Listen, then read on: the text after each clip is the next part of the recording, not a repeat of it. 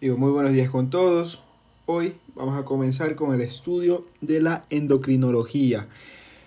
Algo bastante interesante y también un poco complejo de poder entender. Entonces, para comenzar, el sistema endocrino, al igual que el sistema nervioso, va a ser encargado de regular las acciones dentro de nuestro organismo, del medio interno. ¿Y cómo lo hacen? Mediante el uso de hormonas. Si recordamos, el sistema nervioso utiliza neurotransmisores y el sistema endocrino va a ser el encargado de esta comunicación entre células, diversas células de todo el organismo, mediante el uso de hormonas que van a ir circulando en la sangre. Estas hormonas están relacionadas con las glándulas de tipo de secreción interna o glándulas endocrinas, pero como sabemos no son el único tipo de secreción que existen. También existen tipos de secreción por células exócrinas y células endocrinas, o sea que producen las hormonas tanto endocrinas como exócrinas.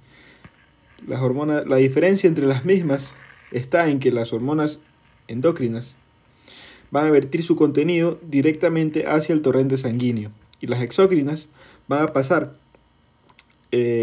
por un conducto hacia la luz de un órgano. Puede ser, por ejemplo, el intestino produciendo colecistocinina o el estómago produciendo el ácido clorhídrico para que forme parte del jugo gástrico y así se vierta dentro de la luz del mismo órgano, ¿no? Por ejemplo, también existen otros tipos de células que producen hormonas parácrinas que van a ser, la misma célula la produce, va a viajar por el intersticio de las células y se dirige hacia las células dianas cercanas, o sea, hacia las mismas células que se encuentran cerca.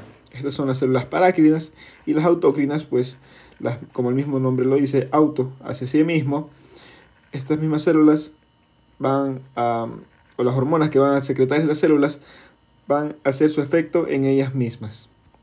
También el libro de Guyton menciona tipo de hormonas como las citocinas, que pueden actuar como hormonas endocrinas, parácrinas o autócrinas, cualquiera de esos tres. También existen otro tipo de mensajeros químicos como los neurotransmisores que ya hemos visto, que son secretadas por células nerviosas, y las neurohormonas, que son secretadas por neuronas propiamente, pero que son neurosecretoras, son especializadas, son células neurosecretoras que encontramos en el hipotálamo, por ejemplo, que ya vamos a ver más adelante. Así que bien, para empezar, como este sistema endocrino se va a encargar de regular propiamente el sistema interno de nuestro organismo, esto lo hace mediante ciertos órganos que se encuentran dispuestos, podemos decir, en todo el organismo. Por ejemplo, en el cerebro vamos a tener tres órganos importantes, los cuales sería el hipotálamo, la hipófisis y la epífisis. El hipotálamo va a ser el encargado de secretar hormonas liberadoras. Esto quiero que se entienda porque dentro de la hipófisis, esas hormonas liberadoras van a ser hormonas estimulantes. Por ejemplo, en el hipotálamo tenemos hormonas liberadoras como la hormona liberadora de hormona de crecimiento, y en la hipófisis tenemos la hormona de crecimiento. O sea, es diferente. Por ejemplo, en la hipófisis tenemos la prolactina y en el hipotálamo tendríamos la hormona liberadora de tirotropina. Y bueno, en la epífisis tendríamos la melatonina, que está relacionada con el ritmo circadiano.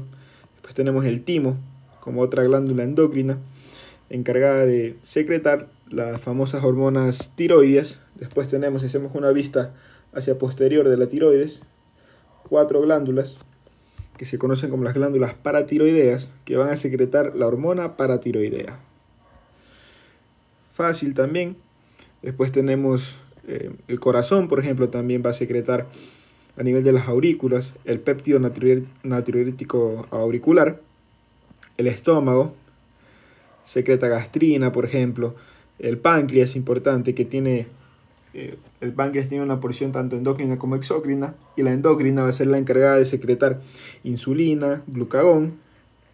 También tenemos a los riñones, que van a secretar el 1,25 dihidroxicolecalciferol, eritropoyetina. También la glándula suprarrenal, que tanto la corteza como médula secretan hormonas diferentes. La médula va a secretar, por ejemplo, adrenalina y noradrenalina, y la corteza va a secretar el cortisol. Sí, por mencionar diferentes hormonas, aldosterona también.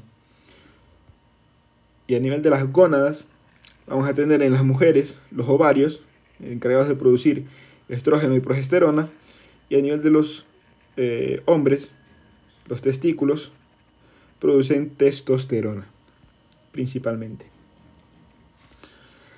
Así que bien, dentro de la estructura química y síntesis, vamos a tener que las hormonas se las puede clasificar desde un punto de vista estructural en 3 tipos.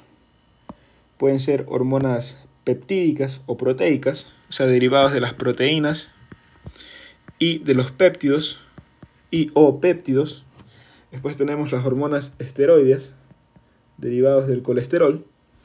Y por último, las aminas, o sea, las hormonas derivadas del aminoácido tirosina.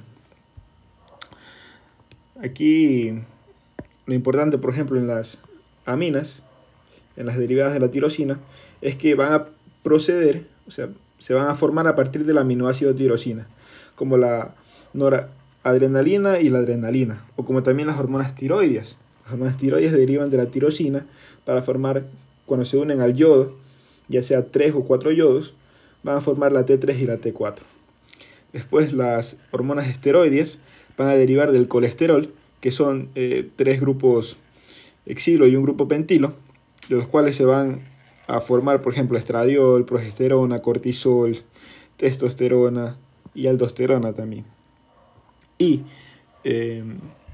las proteínas o péptidos, aquí es algo importante. Los péptidos son fragmentos de aminoácidos, aproximadamente unos 20, que están unidos entre sí mediante enlaces peptídicos. Y cuando se unen 100 o más aminoácidos o más péptidos, van a formar las proteínas. Las proteínas se forman por más de 100 péptidos. Y si son menos de 100 péptidos, si son menos de 100 aminoácidos, se denominan péptidos. Así que bien, la formación o la síntesis de estas hormonas proteicas se encuentra en el ADN, dentro del núcleo de la célula. En el núcleo de la célula vamos a encontrar el ADN, que lleva la información genética para codificar, ya sea una proteína, por ejemplo, ¿no?, o una hormona, las cuales va a sufrir el proceso de transcripción, viaja como ARN mensajero, sale del núcleo, se dirige hacia el citosol, específicamente al retículo endoplasmático rugoso, por donde pasa por una fase de síntesis en la cual la información que viaja por el ARN mensajero pasa como prohormona, se une a los ribosomas del retículo endoplasmático rugoso, se codifica, se hace prohormona y de allí viaja esa prohormona hacia el aparato de Golgi para pasar por una fase de empaquetamiento y esta prohormona se vuelve una hormona inactiva y una vez que pasa al aparato de Golgi se almacena en vesículas, pasando por la fase de almacenamiento y se queda como hormona inactiva, esperando que inicie pues la despolarización de las células, se abran los canales de calcio o se active la vía del AMP cíclico para que se secreten, obviamente, las hormonas, y así ya pueden ejercer su efecto.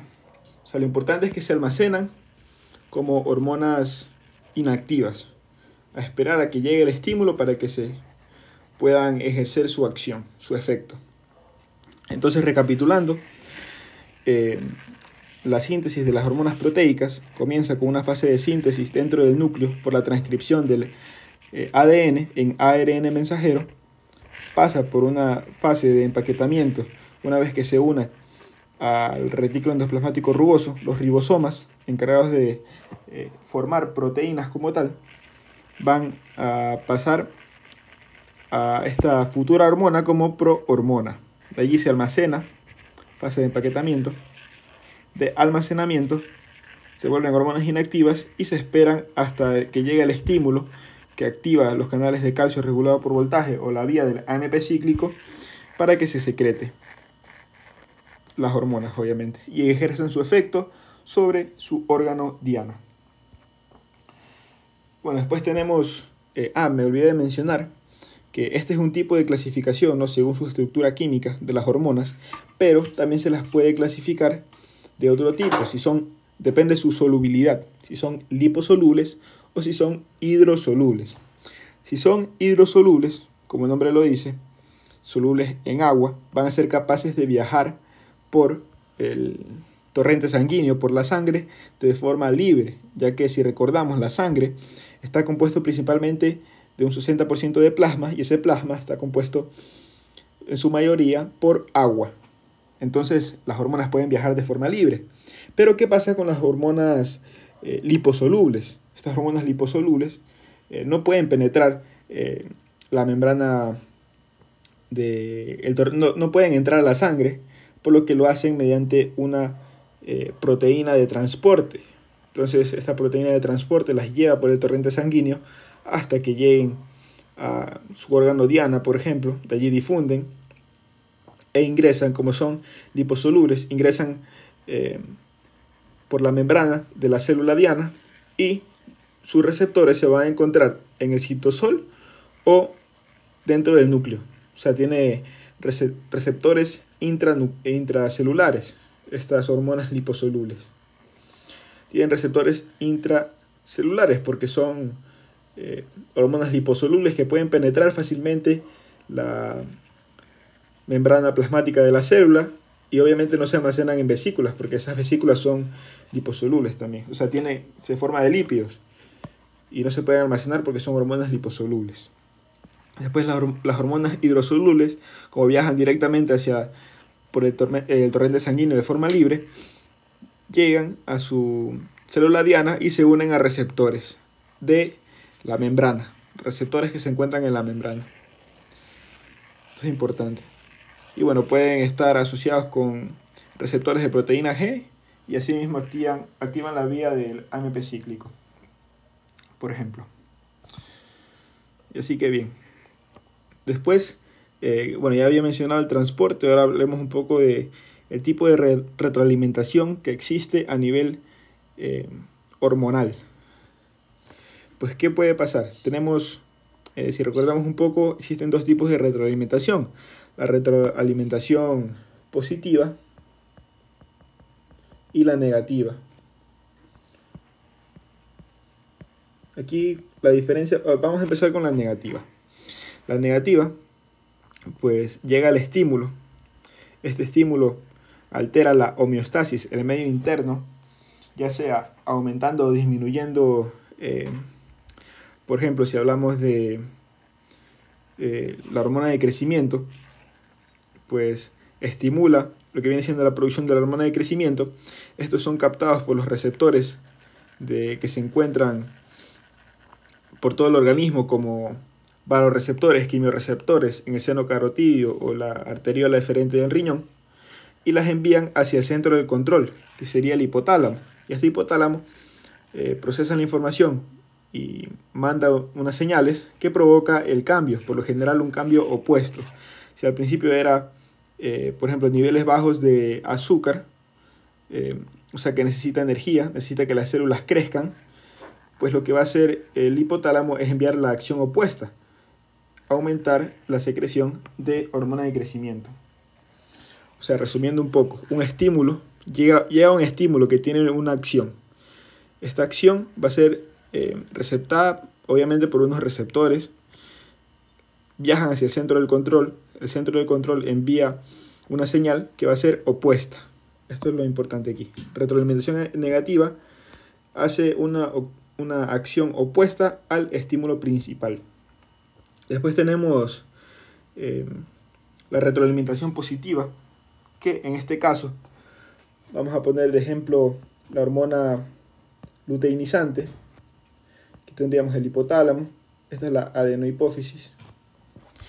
Así que principalmente cuando ya tenemos al ovocito secundario o al folículo de De Graaf, ya está listo para producir la ovulación, los niveles de progesterona altos envían señales hacia el hipotálamo para que el hipotálamo secrete la hormona liberadora de gonadotropina. Y esta hormona liberadora de gonadotropina viaja hacia la adenohipófisis para estimular a células que encontramos aquí, células gonadótropas, que van a secretar la hormona luteinizante, produciendo produciendo la ovulación como tal, ¿no?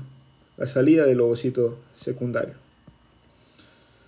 Y asimismo, una vez que sale este ovocito secundario, ya envía señales hacia el hipotálamo nuevamente. O sea, es todo un proceso, ¿no? Envía señales para que siga secretando y asimismo poder sacar así al ovocito secundario. Espero si me haya hecho entender. Y bueno, otro tipo de retroalimentación que existe es de las hormonas inhibitorias. En el hipotálamo encontramos dos hormonas inhibitorias principales que van a ser la dopamina y la somatostatina. La dopamina es la hormona inhibitoria de la prolactina y la somatostatina es la hormona inhibitoria de la hormona de crecimiento. Entonces, por ejemplo, en el hipotálamo encontramos que ya hormona liberadora del crecimiento viaja hacia la adenohipófisis, estimula las células para que produzca hormona de crecimiento. Esta viaja hacia los tejidos diana para que crezcan. Y una vez que ya tienen suficiente hormona de crecimiento, envían señales nuevamente hacia el hipotálamo para que éste ya no produzca más. Dice, no, ya tengo bastante hormona de crecimiento, ya no me des más. El hipotálamo lo que hace es, ok, voy a producir hormona inhibidora de hormona de crecimiento, que es la somatostatina. Viaja hacia la adenohipófisis, inhibe a las células para que ya no produzcan más hormona de crecimiento y se detiene el ciclo. Y bueno, cabe mencionar, ahora que estamos hablando de la hormona de crecimiento, que primero pasa hacia el hígado como factor similar a la insulina de tipo 1 y después se dirige hacia sus órganos o sus tejidos efectores. Así que bien, eso ha sido por introducción. Espero me haya hecho entender. Muchas gracias.